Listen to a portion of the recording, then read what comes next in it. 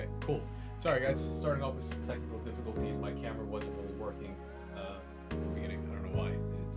I've been having some issues with the USB plug, but I think we're set to go. This is what happens when I don't do this consistently. I always forget to check the settings and all that. But anyways, last time we did this charts and chill stream was right before I went on vacation a couple weeks before. I wanted to run it again, mainly due to the fact that I am seeing some decent setups, and these are all going to be new setups that I'm looking at. Some of them, a couple of them we're in already, and others are just, wow, there is something wrong with my camera. Sorry guys, give me 1 second.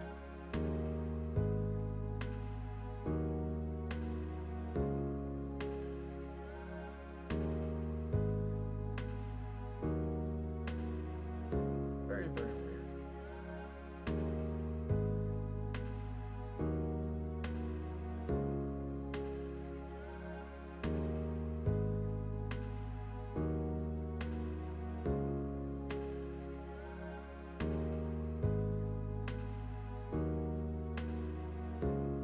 Hey, guess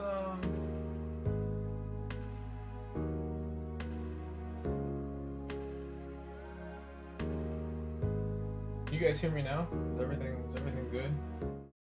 Are we good right now? Are we good right now?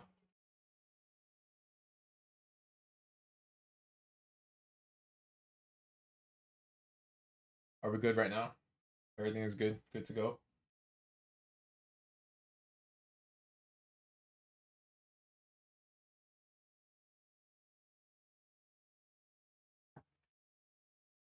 Okay. Sorry about that, guys. Lots of technical difficulties today, huh? Cool. Well, I think my camera battery is dead, and the charging, I usually have it plugged in, my camera. But I think I believe the battery might be too dead and the charging isn't charging fast enough to account for that. So I'll just get on camera some other day. But anyways, I wanted to go over some setups that I'm seeing while I was making the watch list today. I haven't finished the watch list for individual names yet, but this stream is going to essentially help you guys cover what I'm looking at currently. A couple of these names we are already in. Well, one of them we're in positions already. A couple others I'm already in terms of playing spot positions, but I do see a lot of nice setups going into the end of the year. So I kind of wanted to cover those. But before we begin, if you guys take a look at the bottom left corner of your screen, if you're new here and you're not in part of the community, you can use your phone, scan that QR code, and you'll find all the links to anything Zenith related. And again, if you guys find value in my streams and or any of my videos, please like, subscribe, share. I know I don't do this as often, but when we do these videos, they bring some very good value. So let's begin.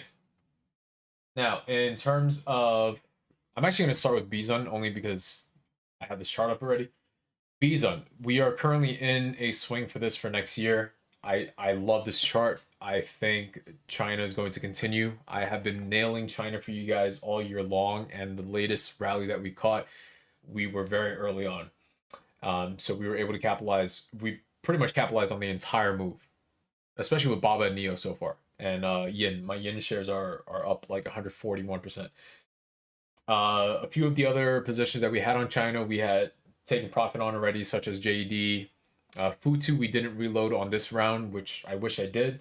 But so far, I'm looking at other opportunities in China, such as Bizon, BZ, Billy, Beak, things like that, which I think can provide much higher continuation towards next year. So Bizon is looking great.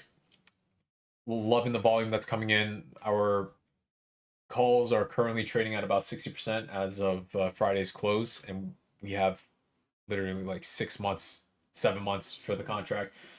So I'm expecting Bizon to provide a lot more at some points. and then I'm going to go down the list that I provided you guys earlier. I'm not really going to cover NQ and SPX as much, only because the weekly plan that I have written out for you guys is pretty clear cut, and I think it's been very simple trading this range this past week. I've been very clear about my bias. I've been very clear about specific pivots to use, and we continue to use the same pivots this week as we did last week. 271, we still need to see this break for any invalidation of the short side, and we've been using 271, 121, 50, 166, 25, 018, 19937, 19976. These have been the main pivots that we've been utilizing this past week, and it's been working out extremely well. So take a good review of what we did the past week and how I came into every single day providing you guys a macro weekly bias while also providing you guys intraday bias. All right.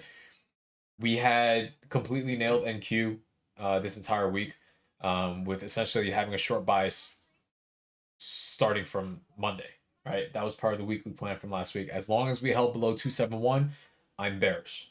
Okay. And every single time we got to 271, broke above a little bit. But every time we got to 271, sellers came in again, right? Tuesday, we absolutely dumped right at the open on 271. So it's a good example of how important it is to understand why I use and choose specific pivots as a weekly pivot versus a daily pivot, things like that.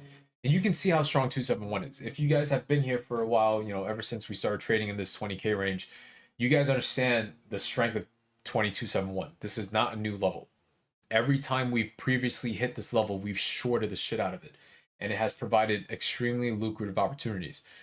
Once we broke above it, we saw new highs, right? So this is why it's so important that for sellers to continue their momentum, we need to stay below this level. All right. But my expectation is that the next retest of 19937, they're not going to hold it this time. And I expect 825 and sub 700s to get tested again. All right. But that's a story for another day. Now, Thursday, I had provided you guys Wednesday, I had provided you guys an intraday bullish bias, which led to having a bearish bias on Thursday, and I'll explain why. With Wednesday, long as we held the 937 area and pretty much this entire range down here, I was bullish, okay? And I told you guys, you can just buy the dips. We saw resistance come in at this 05775 level, which is very important to take note of, because this ended up not only being the RTH session's resistance, it also ended up being overnight resistance, okay? So this is where you get your retest of that 057, and it's still rejected, leading to over 100 point, just about 100 points overnight, okay? And again, the next morning on Thursday, we sent it again. Little bit of a tweezer top at this 109, and I told you guys we could short this. Remember we discussed this on stream on Thursday. I was essentially looking for a 12150 test to short it. We never got it, and we were discussing how 10975 could be the short. Ended up providing you another 100 points or so, okay? And again, the retest later in the day for that bearish retest was again 05775, the same exact level that it kept rejecting during Wednesday's RTH session and overnight. Okay, so when you guys are looking at NQ, utilizing my levels, these are things that you have to take into consideration when you're taking a look at bias. If I ignore everything that happened, and this is essentially how I came up with the plan on Thursday to begin with. Everything that happened before Thursday, okay, I was watching overnight action. I woke up and I looked at it again, and I knew that this area, this 057, was going to be a key level to watch. Okay, we already rejected this 1, 2, 3, 4. Every time we broke above, we faked out, broke back below, retested it, then rejected it again. You guys all understand this? So just based off that data alone, looking at Wednesday's RTH session, I am able to conclude that 057 is going to be a major pivot the next morning or the next day. So again, we did this exact same thing. We popped, swept the highs, met our 109.75 level, rejected it, dumped all the way right back to 937 again. Look at how many times we bounced off 937. I mean, this range was insane on Thursday. It was beautiful. Then we popped, swept this high, right back into 057 again. Rejected it, dumped again and saw new lows. Okay.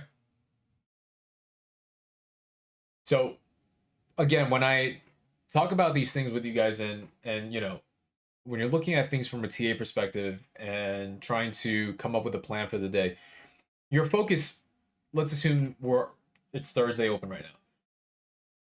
You know, you don't just look at what's happened since 9:30 a.m. And remember, you read price from left to right. Okay? So it's important to zoom out and understand what's happened earlier in the week, yesterday, the prior week, things like that. This is how I come up with the weekly plans for you guys. And then from there, this is how I come up with the daily thoughts. All right? How do you know that we're going to see that level again? Because this ends up being a magnet of how strong it is. It's going to retest it. And also, I guarantee you, if I draw fibs on this right now, this is going to retest the fibs. Let's see. How do I know? From the high to day low. Look at the confluence of this. You have my 057 level, then you have confluence with the fibs. Just like that. Easy. Like, I don't even have to draw fibs to know that this is the GP right here. You can just tell by the length of the range. Okay. Now, I've been doing fibs long enough where I don't even have to draw. I can literally just look at it and I know that this is the GP right here. All right. So you have that in line with a key level, a key deking level. Once you have like fibs in confluence with that, it's a killer trade. Okay. Not only that, if we dissect the chart a little bit more on Thursday, this part, right? Not only that, okay, you guys knew 19937 is a major level. Okay, we have been using this level for God knows how long. All right. Look at the bounces off 19937. Here's your 1021 bounce, 1021 a.m. Here's another bounce 10 minutes later. Here's another bounce 10 minutes after that. Here's another bounce 3 minutes after that. Here's another bounce 15 minutes after that. And it continues to bounce. Look at the wicks. This in itself, all of these, this is already extremely telling that they're likely not going to break 937. And when I say break 937, I mean break 937 and hold below. Okay? Just look, and I'm only looking at the 3-minute chart. All right? You'll see the same thing even more on the 5-minute chart. Okay? So when you're seeing bounces like this and heavy wicks and long tails to the bottom side, this is signifying strength in buyers, especially at a well-known key level that we have of 19937. So all you need to focus on now is this range. We've already established a range. That's all done already. There's no need to assume any other range. This is your range right here. These highs right at 026, and I told you guys, 026 was a pivot. Remember that? We have 018 and then 02650 was a pivot for Wednesday. I told you on Wednesday, I can't be bearish as long as we hold above 976 and 026. Okay? So again, it's established a range now between those two key levels, 19937 and 20026. This is your range. So how can you trade this? Well, number one, you can either short 026, take it down to 937, or if you know that they're likely going to break this up based on the amount of buying pressure that's coming in at 937, then you just keep waiting for 937 and setting the law. You know the range is at 026 right now. Even if you're super late to this range and you're getting in 937 here, you can still play it up to 026. And what is my typical rule? The rule of thirds, right? On the third or fourth retest, it's likely going to break. It's very rare that you see a rejection on the third or fourth test. Okay? So you get your 937 bounce again, and then you finally get your break. And it swept the highs again. And guess what? 057. Okay, the same level that it kept rejecting the day prior. And then that's when you get your rejection and blah, blah, blah. So this is very similar to Friday. Okay, so remember Friday, I literally drew out a squiggly for you. I deleted it now, but I projected this entire move while we were trading here. Okay, I told you, I basically drew the squiggly. It was something like this. Although I was kind of expecting lower, but it didn't happen. I drew something like this. And this is, the price action was essentially the same as Thursday, as this. Okay, essentially the same thing. All right, but you couple that with my mention of the fact that they rarely ever close Fridays red, then you know the low is likely in already. Okay, but again, we're trading the same levels, guys. This is a very slow grind up within this range. But this is why I say under 271, it's easy mode range. Okay, I know exactly how strong each level is, which is why there are specific levels I can tell you immediately that this is going to be your key pivot on the day. Couple that with understanding and actually taking a look at the chart and what's happening overnight or during the prior RTH session or in pre-market, things like that. Okay, you guys got all that? Now with SPX, I'm just going to be quick because I actually have a lot of tickers to go over. With SPX, same thing. We've been using gamma levels in confluence with D King levels. All right, so 57, 51, 18. There has been confluence behind this level with the 5750 gamma level that everyone's been talking about for the past couple of weeks, right? And we've been using that and nailing it, okay? And now you can see on Friday, I had mentioned that there was gamma levels at 5725 and 5750, 5760, okay? Those were the two strongest areas throughout majority of the session. And then it kind of flipped the last hour. And they started building 5750 while we were trading 5733. Okay, and it became a magnet for that. So again, it's the same levels that we're using within this range.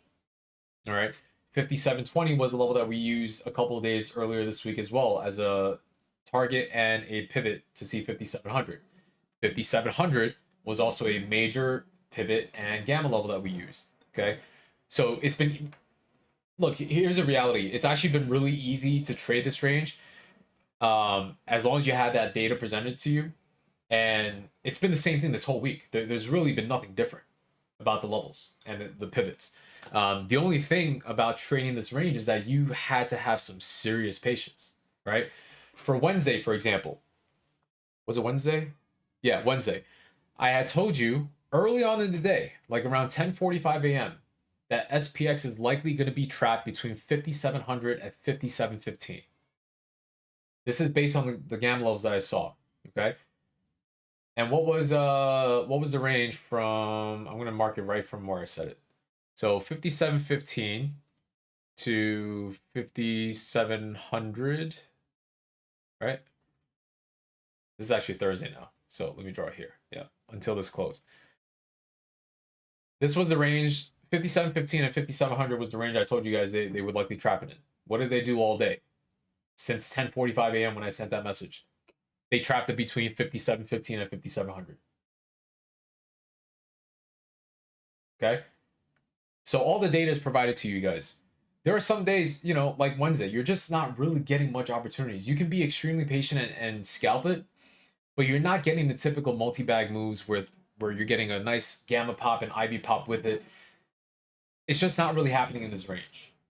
Okay? So just be mindful of those things. All right? Use the data as presented to you in order to curate an analysis in which you can execute on. All right? Any questions about NQ or SPX so far? If not, I'm going to move on to individual names.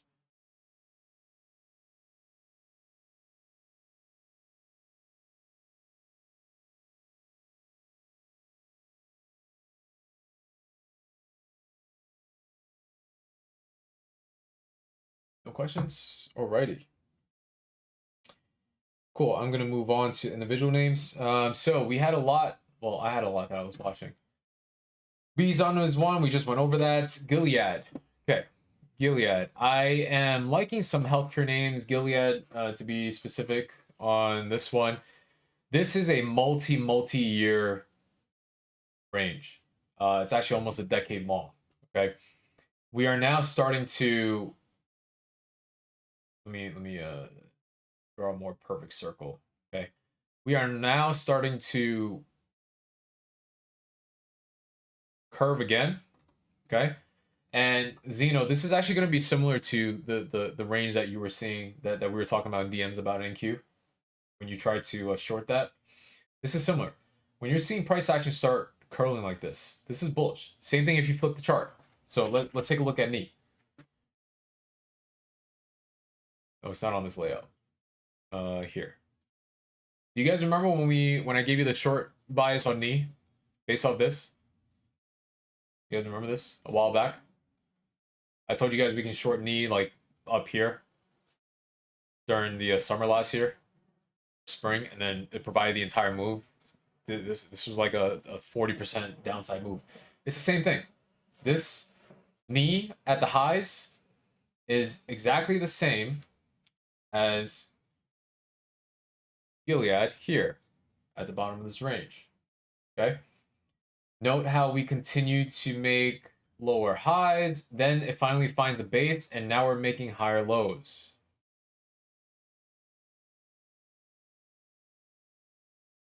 Okay. So, same thing, just inverted.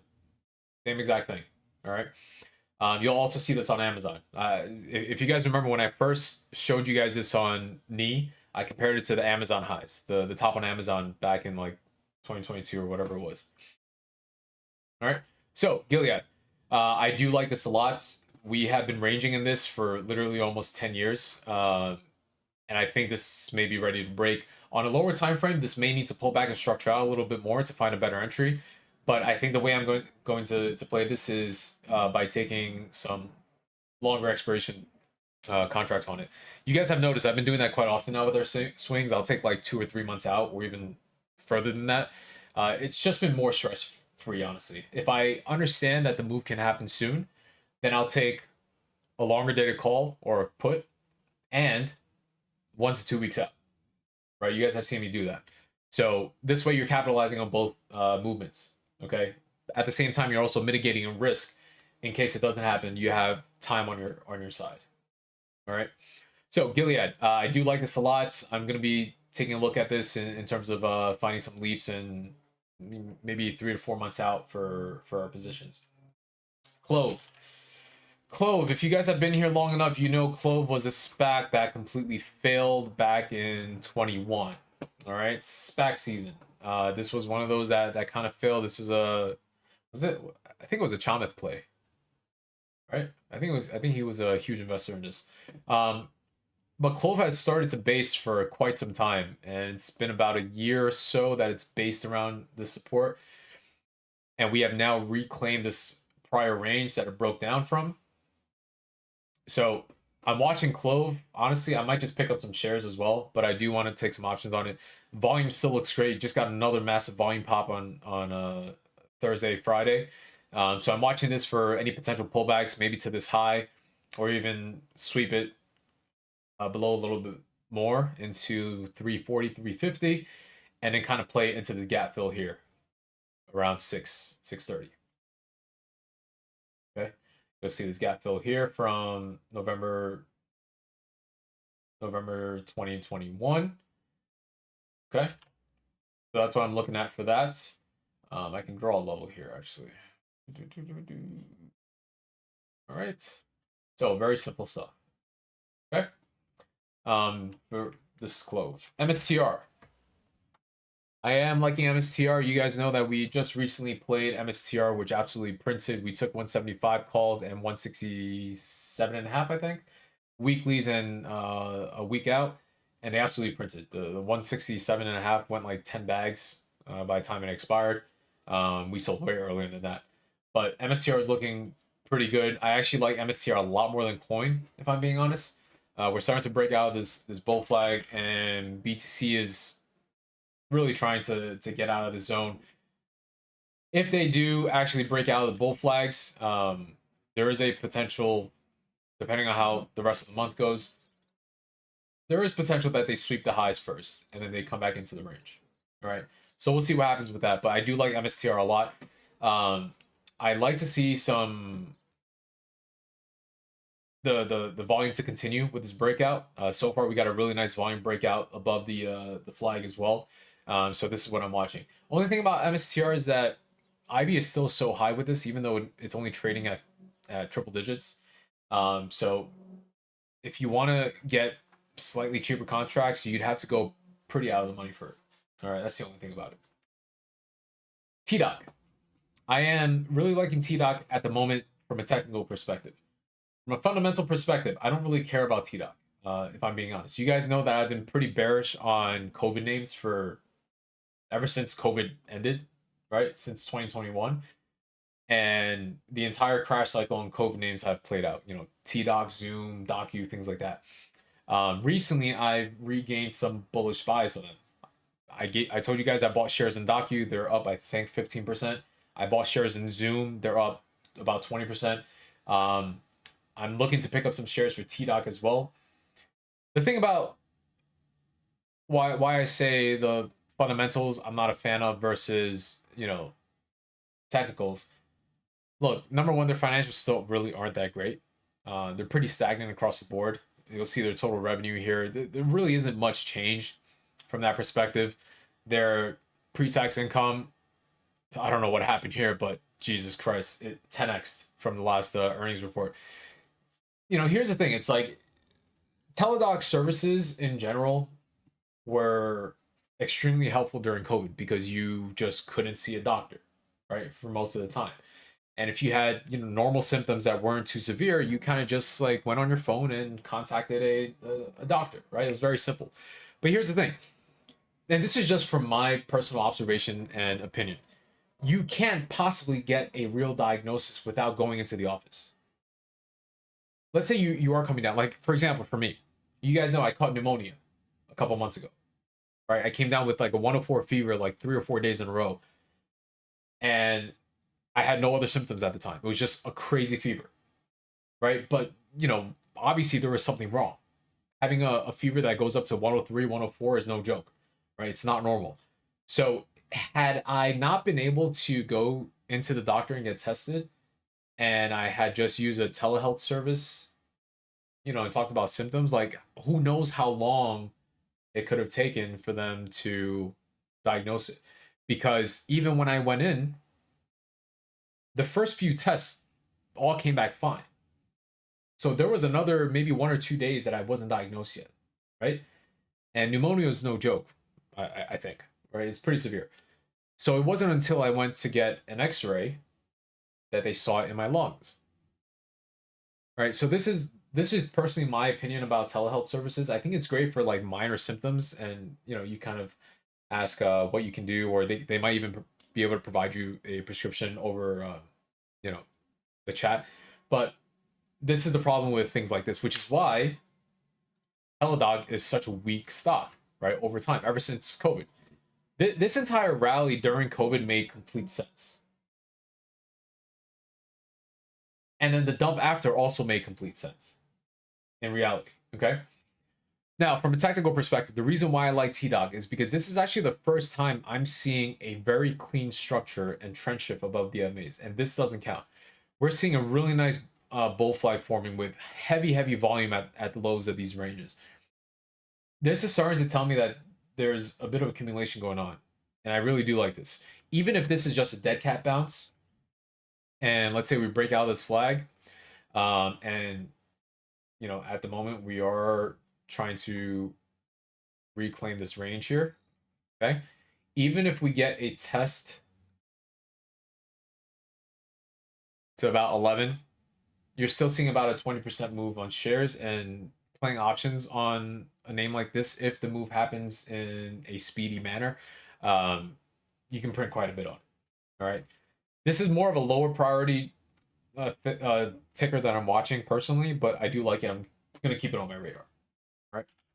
JKS solar. So this is also Chinese solar. I like it a lot. I do believe that the crash cycle may be complete now. I've been watching this pretty much all year long, but I just haven't executed on it because I didn't think it was ready yet. right now we may be a little late to this, but I do like pullbacks for dip buying. Okay, I'd like to see a retest of 37 and above. And I think the next test of 37 is going to break it. All right. Fastly, I had mentioned this one in chat recently. Again,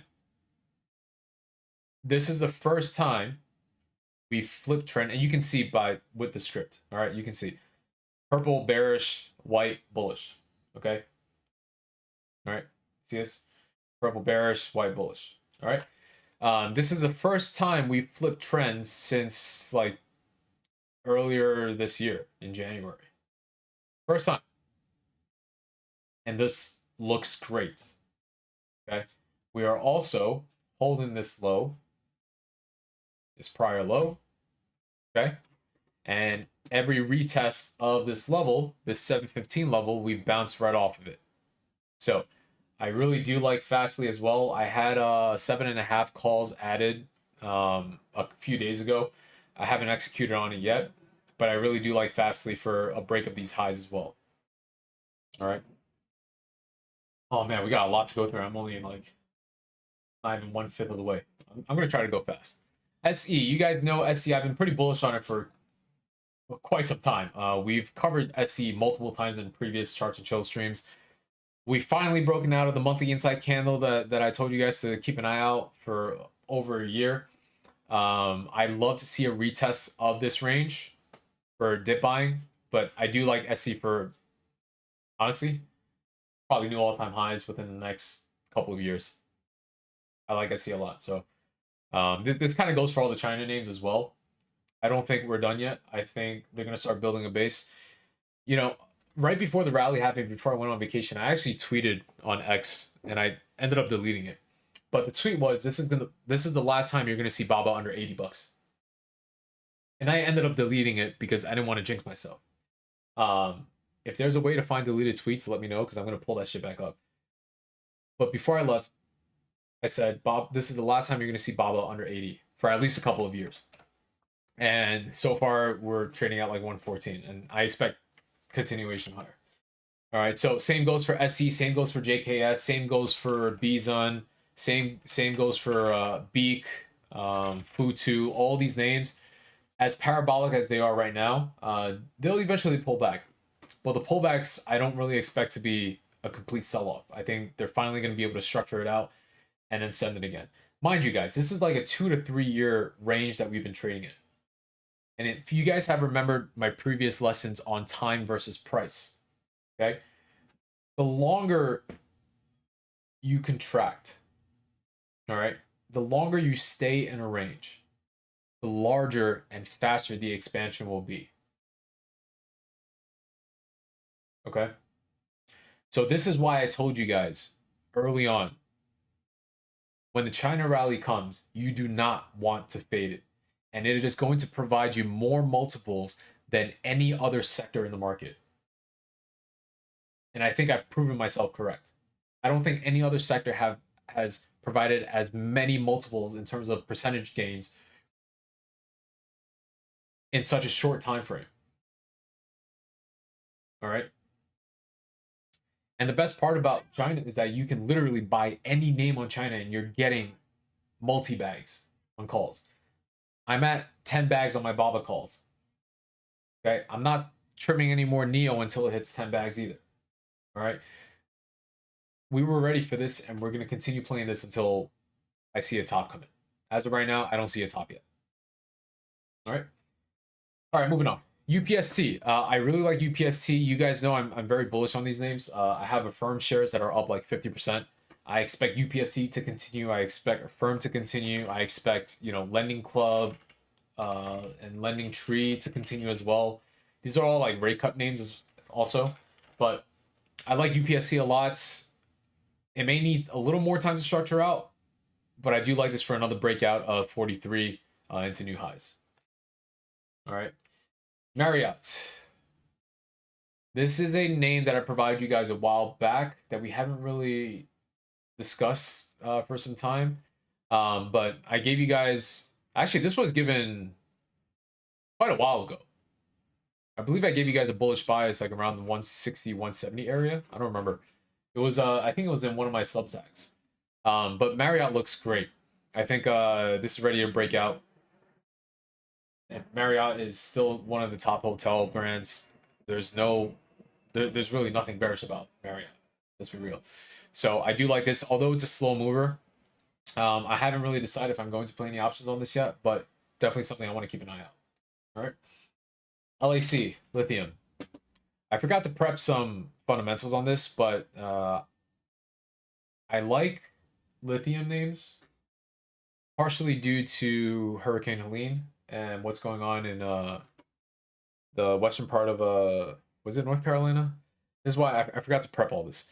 But there are a lot of lithium mines there, and I think depending on the results and the impact of Helene and what they do after, there are rumors that they're trying to build like lithium factories and mining factories or something like that all over the area. So I kind of like lithium names right now, which also includes ALB, which I'm going to cover in a bit. But from a technical perspective, this looks great. I mean, again, if you guys look back at all my bottom calls on all the names that I provided over the past like 2 to 3 years, you will see a lot of them have a very similar structure to this. Okay. One of my edges in trading is actually finding bottoms and finding tops. I'm very good at them. Because structurally speaking, they always look the same. They may have different variations, but they all look the same. So what I would need to see is some more confirmation. Look at this volume pop that we just got on Friday. Beautiful. So I like to see this hold above this range. Again, this is another trade that you can probably take shares on for risk mitigation. But I do like this for a potential bottom and even a retest of this prior low back to 380, which is about, I would say, 30-40%. All right. So I do like this. I'm going to keep this on watch. I haven't looked at the options chain on this yet, but even then, the volume profile looks great as long as we can get back above this range. We're starting to flip the MAs as well. Trend is flipping. Looks good. Okay. If you want a better name, I really like ALB. I've been watching ALB for the past few weeks. I wanted to get in the 100 and 105 calls, and I completely forgot when this dip came, and then we gapped up on Friday. From a macro perspective, we're also bouncing off this long-term trend line. Okay, we're bouncing off this long-term trend line. Volume looks pretty good down at these lows. I like to see a reclaim of 112 for the bullish thesis to continue higher, back into the 150, 160s range. This is more of a kind of a midterm to long-term target, about 6 months to a year. All right, but in terms of short term, 112 is my target. So I'm going to try to look for dips to buy. Hopefully, maybe they provide a gap fill for that, and then we can play this again. Yeah, this is one of the names I've been watching for the past few weeks, and I just kept forgetting to execute on. UEC, uranium names. Do you guys know I'm pretty bullish on uranium? This is kind of just a supplemental play to URA. We're about to break out of this flag as well. This 935 has been an old target that I've had. We just haven't met it yet. But I'm going to cover URA more. All right, because this is a name that I provided you guys last year when we were trading down around 20 or 21. Okay, this completely sent, and I remember what I posted on X was that you can take calls for January, and that was back in May or June when I first posted that. Absolutely printed, way in the money by January. Okay, and that was only what, 6 months or so. I think those contracts hit 10 bags, but I'm expecting higher URA. Especially with potential war things going on and nuclear threats or whatever is possible, you know, these are things I kind of want to look at. I have much higher longer term targets on URA, and I'm kind of waiting for them to play out. So what I like to do with URA, I might buy some shares, but I want to take some longer expiration, maybe for like mid 2025 or even January 26, just to play it safe, because it is a relatively slow mover. But the contracts do move because we played this before, and also you'll see a lot of this type of same structure, and I've discussed this on NQ before. Okay, right? You get this range break, All right, and you even get a sweep of the highs, and this is probably a bearish divergence at the highs as well. You get the range break, it breaks the entire range down, and this is your dip buying. Do you guys remember this when I showed you guys this on NQ on intraday, on lower time frames, and on how we trade this? I like to long structural breaks like this, right? It breaks the whole move, dumps, and then it builds a base. And what happens is that it immediately reclaims the entire range and sends higher. Okay? You guys all remember from NQ, I've done this before. I think I might have posted in that education channel.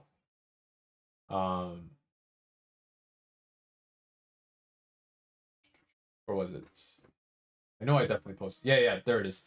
In the advanced courses channel, you'll see it when I posted in June. It's the exact same thing. Here, I'll just post it here. Look. This is that NQ where I longed it. Do you guys remember that day? Yeah, and this is like the 5-minute chart or something like that.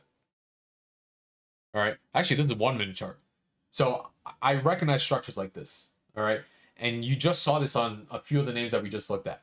Okay. This is your dip buy opportunity. And when this happens, it immediately breaks the prior range and sees higher. Okay. So essentially seeing the same thing on URA. I think Shop is doing the same thing right now. Kind of. Not exactly the same exact structure that I typically look for. But you get the idea. All right. So URA, I like a lot. What else am I looking at? We're almost there, guys. We're almost there. Tiger. Okay, I kind of missed this one. But I'm only covering this because I think this may still have room. I saw this a couple of days ago. I've had Tiger on the China watch list for quite some time, but for whatever reason, people have been slamming calls on this. There's been millions of dollars coming in on calls, like the past week. Just yesterday, this thing is up 30% in a single day. So I'm a little salty I missed this. But you can't argue the fact that this is extremely strong. I mean, the volume is telling the entire story. Look at the bodies of the candles. You know, there's literally nothing bearish about this daily close here. All right.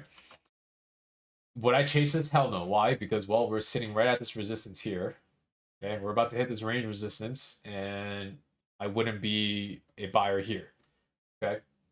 However, something to watch out for. All right. And again, something similar to this, you know, when we're talking about what I just showed you on NQ and URA, this is an entire crash cycle that has played out over the past 4 years now. And again, remember what I just discussed about time versus price. The longer that you stay in a contraction phase, okay, the higher and faster the expansion will be. Okay? You stretch a rubber band long enough, it's going to snap. Right? You trade in this range long enough, when that time comes and the bull cycle starts again, it's going to expand at rates that you never expected. Well, you never expect if you didn't really know what you're doing. Right? So this is exactly what I'm talking about. This is exactly why you see Baba up like 50% in a matter of a month. Okay? This is why you see Futu up 150% in a matter of a month. It's the same thing. Like look at the range. This is a 3-year range that we've been doing pretty much nothing on. And when the time finally came for China to pop, you get 100% move, over 100% in a matter of a month and a half, 2 months, whatever it is. Okay. So going back to what I was saying, you know, when the China rally comes, you can't fucking fade it, and we nailed it. All right. So we're gonna continue playing this. So Tiger is a name that I kind of wanted to put on the radar. I'm not gonna chase anything right now, but it's gonna be interesting to watch it. EDU, Tao, all these other China names also worth watching. Okay. Let's see what's next. Dow. All right. So you guys have noticed that I've covered a lot of different sectors so far. I kind of went over some healthcare names that I liked. I kind of went over some solar, some China names, some travel names, lithium. Yeah, these are all names that I was looking at and scanning earlier today, so I kind of wanted to go over. Anyways, looking at Dow, airlines in general have been getting some pretty decent momentum. You can see it in UAL as well. UAL finally starts to break out of this range. I kind of like these to fill this imbalance that they had from COVID. Of course, airlines took forever to recover from COVID for obvious reasons, but I do like Dow for a breakout above this range, and it might just be safer to play longer dated calls. I'm kind of expecting the same thing. You start seeing momentum out of this range. This is going to new all-time highs by spring next year, the latest, I think. Okay, travel's back in full motion. You know, there's really nothing to argue with that. Delta flights are always full. I'm also a little biased towards Delta because I'm a huge Delta fan. Um, I've never had a problem with Delta, knock on wood. But I do like airlines here. I like Delta the most. Typically, when I play airlines, it's always going to be Delta. I like the way the options move, honestly. All right. We're also in BA calls. We initially loaded BA earlier this week, and then we ended up getting stopped out, which is so stupid because the stop that I had set ended up being the low. Kind of dumb. But we reloaded it on Friday. I do like BA. Like I said, we didn't reclaim specific pivots that I had in last week's watch list, but I have a gut feeling that they're going to bounce it from here. All right. And actually, if you take a look at my actual chart, 150 is a pretty big level here. This 150.65 level, pretty big level here. So we had some pretty decent volume, and look at the anomalies that we had. Look at how low the volume is on this daily candle. Look at how this is still relatively low volume on this daily close as well, even though this is a relatively strong bearish candle. And then we got the volume pop on the bounce on Friday. So I'm kind of expecting this to retest 160 pretty fast and set us up for a move back to 163, 166 over the next couple of weeks.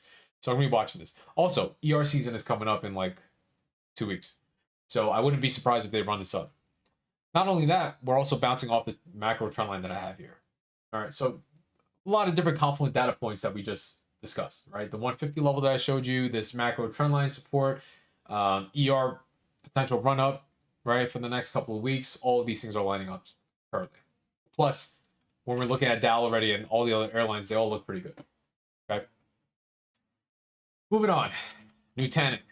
Okay, you guys might not be familiar with this name, but this is a name that I used to trade back in 2020, and you can see my old drawings here. This is a name that I traded back in 2020 and 2019. I like Nutanix a lot at the moment. Starting to bull flag here above the MAs as well. It's still a little bit risk of the gap fill, but I do think that this is probably going to retest the highs of this range and potentially fill the gap up here. All right, Nutanix is a little bit of a slow mover, but it does pay. At least the last time I played it, it was amazing. I love playing options on this. All right, Chop. This is a name that I provide you guys some bullish bias on throughout this past week. We got a pop out of the range. I'm kind of expecting this to fill the gap at some point, maybe within the next couple of weeks, and then kind of trend higher. I do like Shop a lot. As long as it holds this range here, this is probably going to set up for a nice run over the next like 4 to 6 months. All right. Okay, what's next? Zoom. Okay, you guys know I have Zoom shares at like 53 or something, or whatever, 57, 58. I forget what it was. Fire fucking position. All right. Right now, it looks great. So similarly to the other names that we've discussed with monthly inside candles, I want to see this above 69.54 for the last time. And I don't want it to reject this time. If they can break above 69.54 again, I'm going to take some shorter dated options probably into November for 72, 75 calls, because I think this thing can send. All right. Again, the same concept that I've been talking about. The longer you contract, the larger the expansion. Okay. And I've been waiting for Zoom to pop.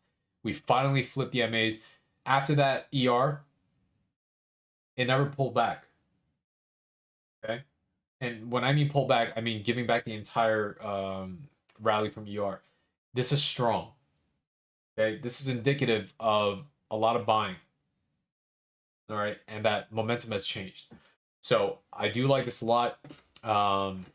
I haven't trimmed my shares, nor do I plan on trimming my shares until at least like 90 to 100. But I want to capitalize on options with this. So I'm probably gonna. This is one of the three names that I'm probably gonna add to the watch list. Out of everything that I've gone through so far, I'm basically choosing three of my favorites. But the rest, the whole purpose of this is that you guys can keep it on the radar, take notes, and then look back at it at this video, over the next couple of weeks just to remind yourself. All right. Zoom I like a lot.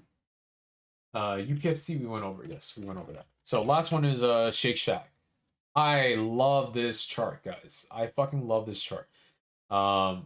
We have a nice inverted head and shoulders. This is all right. For those that on X who keep posting about head and shoulders and inverted head and shoulders that look nothing like head and shoulders and inverted head and shoulders, this is probably one of the cleanest inverted head and shoulders I've seen in a long time.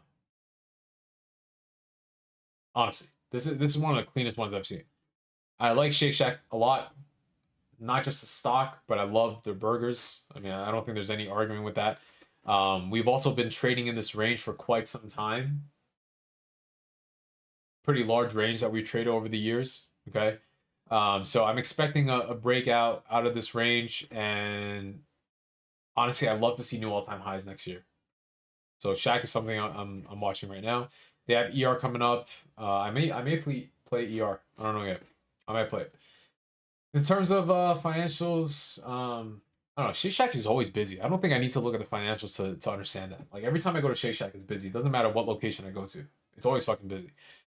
Yeah, I mean, look at revenue. Revenue is still trending up. Gross profit, amazing. Pre-tax income, operating income, amazing. Shake Shack is killing.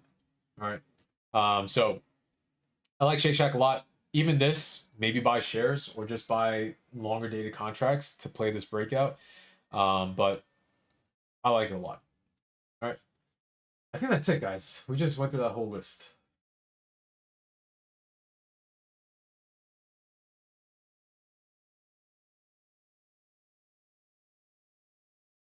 Any questions, guys? That was quite a lot.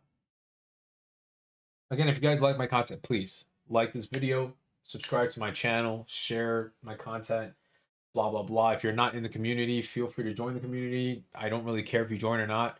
But as long as you get value from me providing content like this for free, that's all I can ask. Any questions? I'm not really going to do chart requests only because I literally just went through like 20 charts. So if that's not enough for you, I don't know what to say. But if you guys have any questions about what we went over, I'd be happy to do that.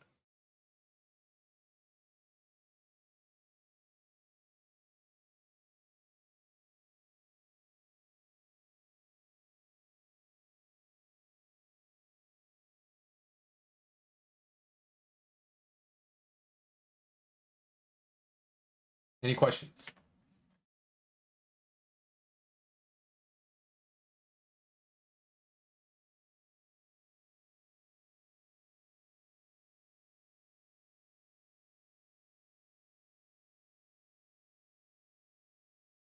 All right, I'll do. Well, I don't really need. Honestly, I don't really need to do Mara because I just covered MSTR. But I will say though, the reason why I haven't really played miners is because I don't think miners is going to move as much as things like MSTR or Coin. Miners have been relatively weak, and I think if they do move, it's going to be a delayed reaction. Um, as of right now, the chart doesn't look that great for Mara, if I'm being honest. If it gets back above 18 or 19, that's when I would rather play calls on it. But right now, there's no real confirmation.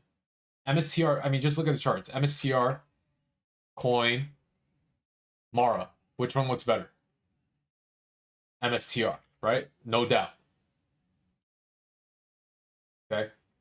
So if I'm bullish on here's the thing. If I'm bullish on one crypto stock, then I'm bullish on the rest. Right? But they're just going to move a little differently from each other. All right. Any other questions? I always see structures better with these sessions. Yeah. Yeah. That's good. I think it may be like when you guys are in the moment, especially when you're trading intraday. Sometimes it's a little difficult to see structures if you're not used to it, right? If you haven't been doing this long enough. So, I had a discussion with Zeno because he didn't have a great week on NQ, and he showed me his. I told him, I'm willing to spend time with you and hop on a call to review your trades if you want. Okay, and I'm gonna dissect them. So he sent me screenshots of some of the trades that he took. So when we're taking a look at NQ, for example, he showed me this one trade, which I think was actually was it on Friday? I think it was on Friday session, where it was something like this, but it was the same exact thing on Thursday, right? The structure, and he was actually trying to short this. Was it here? I don't. Oh no, it was here. Sorry. Let me go down to the 1 minute chart. It was here. Okay. He was trying to short this. Right? Now, considering what I just went over earlier on the stream in terms of these types of structures and my rule of thirds, right? How many times have I mentioned in the group? The third or fourth time it gets tested, it's likely going to break. It's very rare that it rejects again. Again, going back to a very simple analogy that I like to use when I teach, typical support and resistance. Imagine you take a hammer and keep hammering the wall. Eventually, that's going to break, right? It's not like the wall regenerates. You take that hammer, you keep slamming it at the wall. Eventually, you're going to make a hole. It's the same thing when you're looking at price. Okay, it's the same thing when you're looking at these floors and ceilings, supports and resistance. The more it retests it, number one, the stronger the level becomes eventually. But number two, the more it tests it, the higher the probability it's going to break. And it typically happens on the third or fourth time. Rarely does it ever go past that. Very rare. But it happens. But typically on the third or fourth time, it's going to break. Not only that, you couple this with the 20018 level. And I told you guys this is a key level, right? This is a key trend shift level. We bounce off that. Okay? We bounce off that again, second time. We bounce off it again, the third time. All of these wicks, again, going back to what I discussed from Thursday session, all of these wicks, where's my brush? All of these wicks are indicative that buyers are coming in. Right off a key level, right off a key trend shift level. So if you're seeing this already, okay, your expectation is that this is likely going to continue. And then now you're looking at this like 150 level, right? Key trend shift. You already know that this range has been established. Again, this structure, Friday session is very, very similar to Thursday's. Very similar. Except the only difference is that they didn't close Friday right? They didn't send this any lower. But it's the same thing, right? You can't possibly long this. I would much rather take my chance on, I'm sorry, short this. You can't possibly short this. I would rather take my chance on longing this breakout rather than shorting it. Okay? But this is the same structure that we saw, right? Same structure that we saw on Thursday, same structure that I just went through on like multiple charts. Okay, same thing here, right? We got a breakout, sweep of the highs, blah, blah, blah, blah. All right. So this is exactly what I'm like talking about. And this is the same type of like curling action. Okay. You get your initial low, you put in a lower low, and then you start building higher lows here. And this is pretty much the double bottom actually. Right? Right off that 018. Okay. So you couple that with the fact that you're seeing these wicks, it's pretty indicative that everything is being bought up. Right? Look at the volume on these candles too. Look at the volume on this candle. Volume breakout right off this wick. Okay.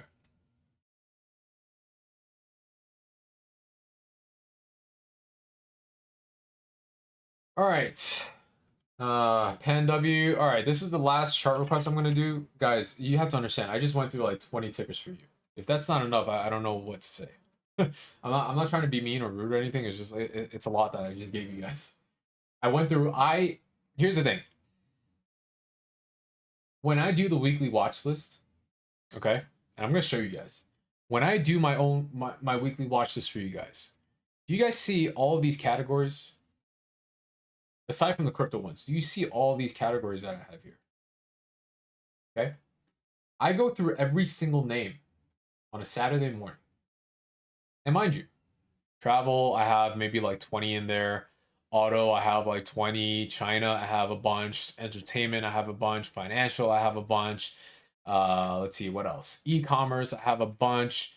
Um, Clean energy, I have a bunch. Blah blah blah.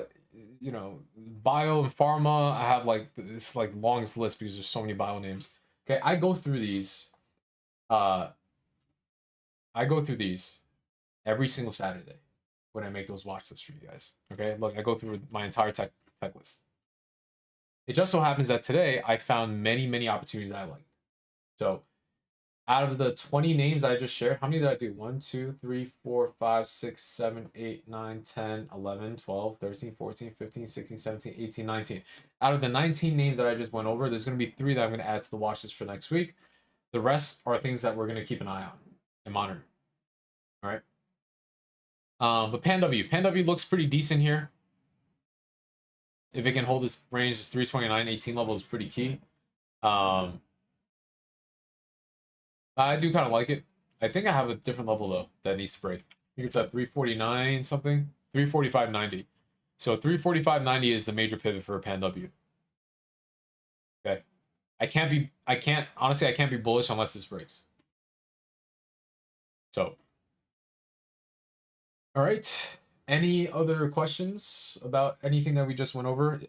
Again, if you guys missed it, the charts and chill on YouTube is always going to be automatically uploaded right after. You just have to go into my channel and then look under the live tab, and you'll see all the live streams. All right.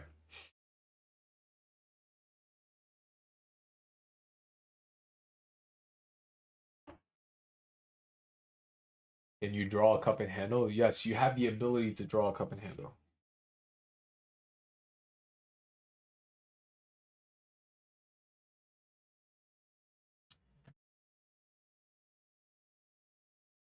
I wouldn't really consider this a cup and handle. I think others may consider it. I personally wouldn't really consider this a cup and handle.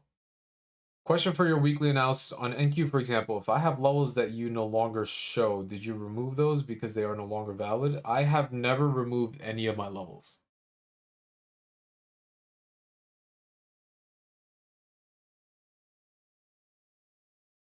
I don't think I ever remove levels unless I find that it wasn't as precise, so I adjusted it a bit, but you would probably see that though.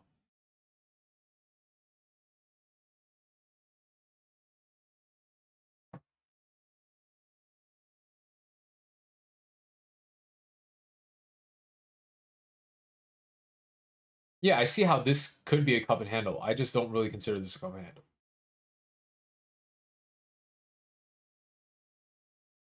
It's the same way people misuse head and shoulders all the time.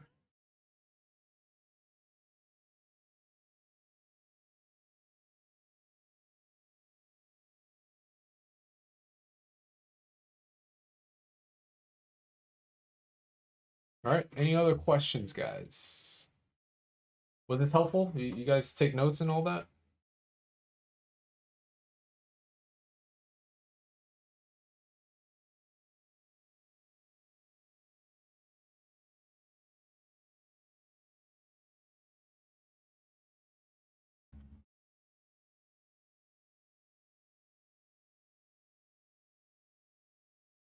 Yes. Yes. Good.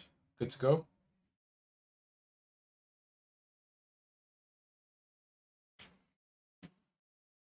I appreciate you guys joining, by the way, on a Saturday, random Saturday afternoon. But I wanted to make sure I got this done today rather than tomorrow. Again, if you guys missed it or if you guys joined late, just catch the recording after. As soon as I end the stream, it's gonna automatically get uploaded to YouTube anyway. So you can just feel free to watch it before Monday's open. All right, cool guys. Thank you guys for joining. DAL looks more like a cup and handle. I don't think so actually. I wouldn't really say this is a cup and handle.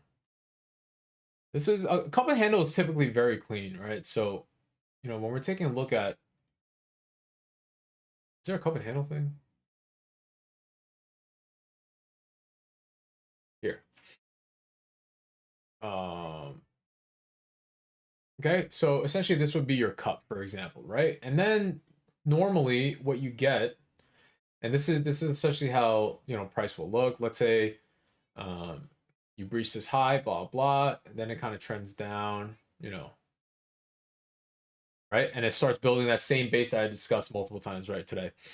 Kind of builds this base, right? And this could be on any time frame really, but normally cup and handles typically show up at all-time lows and all-time highs. And then what happens once you fulfill this cup is that you start getting a bull flag. And this is how you come up with the handle. All right. And then you finally get the breakout into new highs or whatever the case may be. But it's the same way with people talking about head and shoulders. A lot of people. I see this all the time on X where people like draw these head and shoulders that aren't really head and shoulders. It's kind of just like just drawing things for confirmation bias, even if it plays out the way they wanted to and that they expected, it's not really the case, right? Like there are times where people will say something as a bull flag when it's not really a bull flag structure, but it ends up playing in a direction anyway because structurally speaking, it was bullish. It's just not a bull flag. Like people just don't use the structural names and the structures correctly most of the time. It's not like anyone's gonna correct them anyway. It doesn't really matter. But I'm just telling you guys.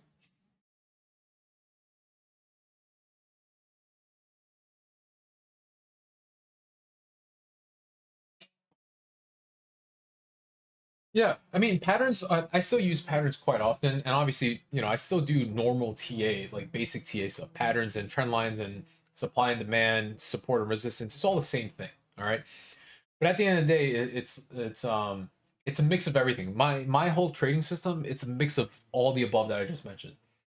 Right? It's my full understanding and expertise in doing all those simple things such as trend lines and understanding structure and patterns that have allowed me to kind of look at a chart and just know what to expect. Right? So for example, I'm gonna pull up that screenshot. Um Here, this one. Okay, remember when I posted this in chat? This is what I expected out of NQ on Friday. Right? You guys remember this? And then this is what happened after. It's things like this, right? And someone in the chat had asked me, how did you even project that? Honestly, this is just from years of understanding how structure works. Truly, it's not like rocket science. There's no magic formula. It's just I've been doing this long enough where I look at a chart and I know what to expect out of it. Okay. Um, this is why, for those who have been here trading with me for a long time, whenever I draw squigglies, you should probably not fade them because I've done this a lot in my time in trading and they have a very high win rate because I understand how price action will play out, right? Which is why, like,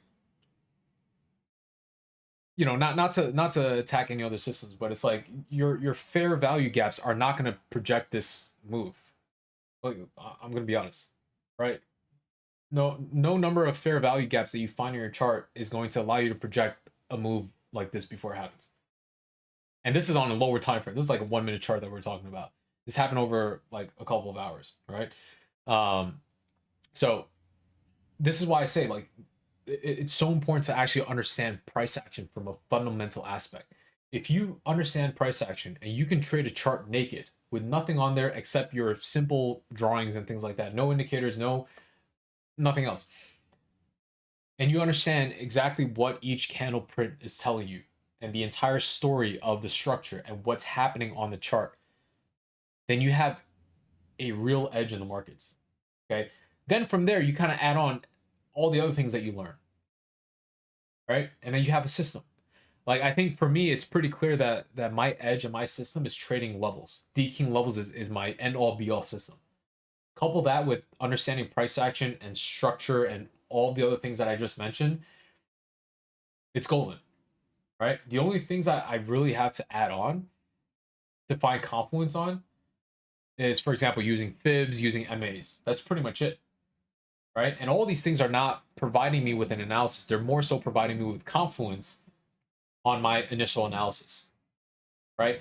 The more confluence you have with your analysis, similar to how we caught Tesla. Remember how I compared Tesla to BTC, and I did this whole ratio for the two for that pair. That provided me confluence, and that ended up being a multi-billion-dollar rotation into Tesla over the course of a month.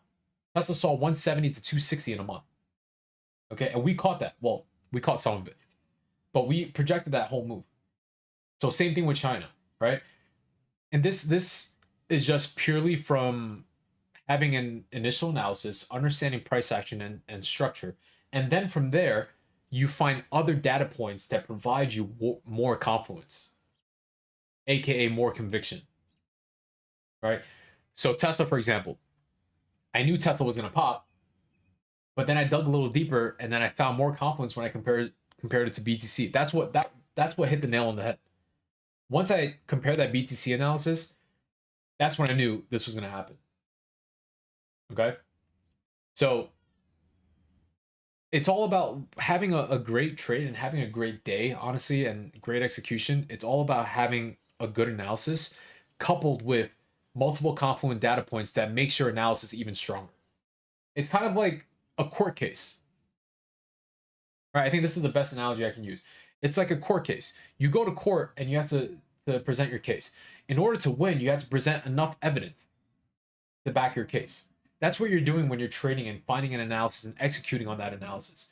You're bringing the case forward, presenting the case, which is your analysis. All the evidence that you have for that are the different confluent data points coupled with that original analysis. So, for example, I'm just going to randomly say something. So let's say price is trading, and we're seeing highs, and then we have an MA here, and then all of a sudden I draw fibs here, and the GP is right down here as well. Okay, I know that this is going to pull back, that this is a good short entry. Because structurally speaking, let's just say we have a bearish divergence, we swept the highs here, blah, blah, blah. I'm going to zoom in. We swept the highs here, and I know this is a topping structure. Okay, so now I'm going to find additional confluent data points. Well, I know from drawing fibs, for example, that we have the GP right here. Oh, wow, that also lines up with a D King level and the MAs. So when I short this, that's going to be my target, right? That's all trading is, which is, this kind of goes into the whole thing, whole spiel I always do about the importance of having an analysis and a plan, which then allows you to execute on it. Because if you don't have a plan, if you don't have an analysis, you can't come up with a plan. And if you don't have a plan, you can't execute on it. You can't do anything without all three. Otherwise, if you just execute without any plan or analysis, what do you think you're going to do? You're just going to make emotional decisions because you have no idea what you're doing, right? You don't have a target in mind. You don't have a stop loss in mind. You're just buying something because you think it's going to go up or down. Okay? So that's where the analysis comes from first. You understand what you're expecting out of your trade. Then you plan it out, right? This is where your risk management comes in. This is your sizing. This is your targets, your validation point. And then from then, you can execute that trade. And once you execute that trade, you either get stopped out at the stop loss that you planned, or you take profit at the profit levels that you planned. There's no in between, right? You either get stopped out or you trim and take profit. That's it. There's no such thing as like, I'm going to stop out early or I'm going to take profit early. Like, as much as, human nature tends to steer us that way, this is why it's so important to get into the habit of always having a plan and an analysis. The more you do so, the less emotional you're going to be. Okay? Because trading is honestly just a battle between your emotions and your logic. If you can trade with logic, you're going to be more robotic with it. When you trade more emotionally, that's when everything starts to topple down, right? All the dominoes fall because you start making decisions based on your emotions rather than what you're seeing on the chart. All right. No, I wouldn't say I'm a master of price action, but I would say I'm pretty decent with it. I would hope I'm good at it. I never like to say I'm a master of anything. because you're always going to be a student in the market no matter how long you've been doing this. I mean, I'm not perfect. I have fuck ups. I have losing trades. I have red days, you know. It's normal. But the longer you do this, the expectation is that you become better and better and better. Right? That's it. Not that super important. I've been curious. Oh, I've talked about this so many times. How long I've been trading. I always separate like the time frames because there's a difference between me actively trading versus me passively trading. So I've been investing in the market since I was 18. That's when I first opened up a TD Ameritrade account. All right. I started playing biopharmaceutical shares. You guys know the whole story. I've talked about this before. But actively trading, I would say I'm going on about 8 years now. And actively trading mean like charting and day trading and swinging things like that. But in terms of like market understanding and investing in things like that, I've had my money in for a long time. I started very early, out of my own curiosity and passion, to be honest. Even though I have a degree in finance, I started right when I started college. So it had nothing to do with like the influence of my bachelor's degree. It was more so like my own curiosity and interest.